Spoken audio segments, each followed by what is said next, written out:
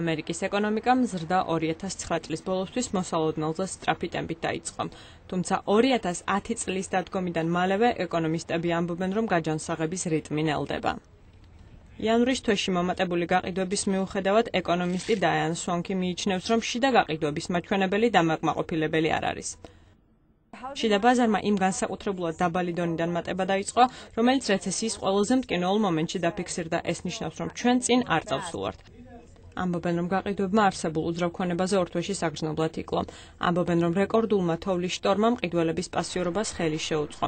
თუმცა ფასების დაცემის მიუხედავად რეალტორები მარტსა და აპრილში მდგომარეობის გაუმჯობესებას მოელიან. ამაზე მოსახერხებელ დროს ვერ ამოარჩევთ.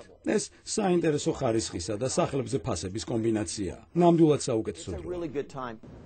მიუხედავად თებერვლის თვეში წარმოებაზე მომატებული პროცენტისა, ზოგიერთი ეკონომისტი ამბობს, რომ გაჯანსაღება ისეთივე სწრაფი არ იქნება, როგორც წინა ვარდნისას იყო. ჯონ სილვია ველს ფარგო ბანკის მთავარი ეკონომისტია. ვფიქრობ, მომხმარებლის დანახარჯი პირდაპირ კავშირშია სამუშაო ადგილებთან, რომელთა რაოდენობა ჯერ კიდევ არ ამყარია. სამუშაო ადგილების რაოდენობა 2009 წელს დრამატულად დაეცა. დღესაც 15 მილიონი ამერიკელი უმუშევარია.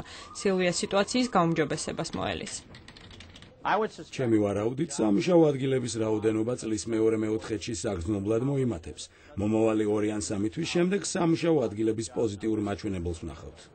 ამერიკის წარმოდგენა ეკონომიკური მდგომარეობის შესახებ ახლო მომავალში ვაჭრობის დეპარტამენტის მიერ მომზადებული ყოველთვიური ანგარიშიდან გახდება ცნობილი. ირინა ცერცვაძე, ამერიკის ხმა, ვაშინგტონი.